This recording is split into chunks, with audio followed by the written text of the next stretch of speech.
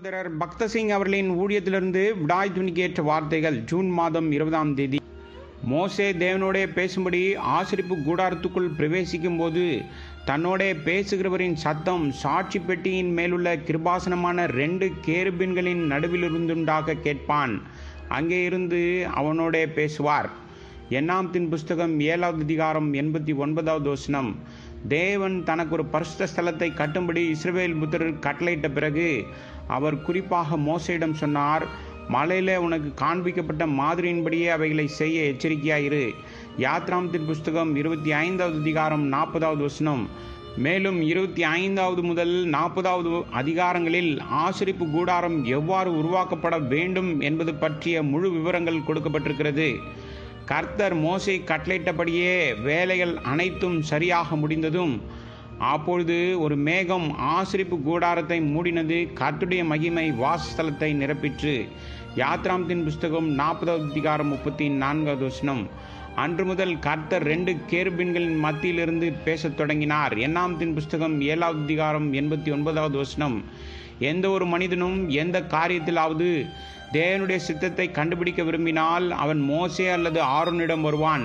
பின்னர் மோசே அல்லது ஆரோன் கர்த்தரிடம் சென்று, தேவனே, அவனுக்கான உமது சித்தத்தை கண்டுபிடிக்க நாங்கள் உம்மிடம் கேட்கிறோம் என்று சொல்லுவார்கள். தேவன் கேருபீன்களுக்கு நடுவிலிருந்து பேசுவார். அப்போது ஆசரிப்பு கூடாரத்தின் மீது ஒரு மேகஸ்தம்பம் அல்லது அக்கினி ஸ்தம்பம் தங்கியிருக்கும். சில நாட்கள் அல்லது வாரங்கள், மாதங்களின் இடைவெளிக்கு பிறகு மேகம் மேலெழும்பும். இதுவே அவர்கள் புறப்படும்படி அணிவகுப்பை தொடங்கி வைக்கும் அறிகுறியாக தேவனிடமிருந்து வரும். ஆசரிப்பு கூடாரத்தின் 2 பெரிய அம்சங்கள் இவைகளே. தேவன் கேருபீன்களுக்கு நடுவிலிருந்து ஜனங்களிடம் பேசுவது மற்றும் மேகத்தின் மூலம் அவர்களை வழிநடத்துவதும் தெய்வீக பிரசன்னமாகும். ஆசரிப்பு கூடாரம் இல்லாமல் இவைகள் சாத்தியமில்லை. இந்த காரணத்திற்காக தேவன் இஸ்ரவேல் புத்திரரை தனக்கு ஒரு ஆசரிப்பு கூடாரத்தை உண்டாக்கும்படி சொன்னார். எபிரேயருக்கு நிருபம் 8வது அதிகாரம் 5வது வசனத்தில் இவை அனைத்தும் இவர்கள் செய்யும் ஆராதனை பரலோகத்தில் உள்ளவைகளின் சாயலுக்கும் நிழலுக்கும் ஒத்திருக்கிறது. இஸ்ரவேல் புத்திரரின் ஆவிக்குரிய வாழ்க்கையில் பரிசுத்த ஸ்தலம் இன்றியமையாதது போல தேவனுடைய வீடு நமக்கு இன்றியமையாதது. ஆனால் இந்த நாட்களில் தேவனுடைய வீட்டை நாம் எங்கே காணலாம்? நீங்கள் அடிக்கடி ஆராதனை ஸ்தலங்களுக்கு செல்லும்போது அங்கே தேவனுடைய சத்தம் கேட்கவில்லை.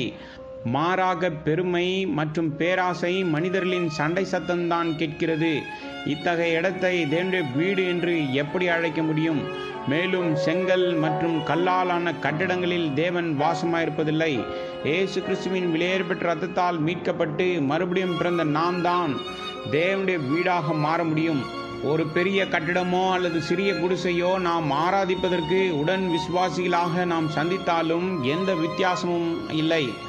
ஆனால் பரிசுத்த ஸ்தலத்தில் இந்த 2 பெரிய அம்சங்கள் நம் மத்தியில் காணப்படாவிட்டால் தேவனுடைய வீடு என்று அழைக்கப்படுவதற்கு நமக்கு உரிமை இல்லை. அதாவது தேவன் நம்மிடம் பேசுகிறார், அவருடைய சித்தத்தை வெளிப்படுத்துகிறார். தேவனுடைய பிரசன்னத்தில் வல்லமையும் மகிமையும் நமக்கு முன்பாக செல்கிறது. ஜீவனுள்ள சபையில் தேவன் நம்மோடு பேசுவதையும் அவருடைய சித்தத்தை வெளிப்படுத்துவதையும் நாம் கேட்கலாம். மேலும் அவருடைய வல்லமையும் மகிமையையும் அங்கே நாம் காணலாம்.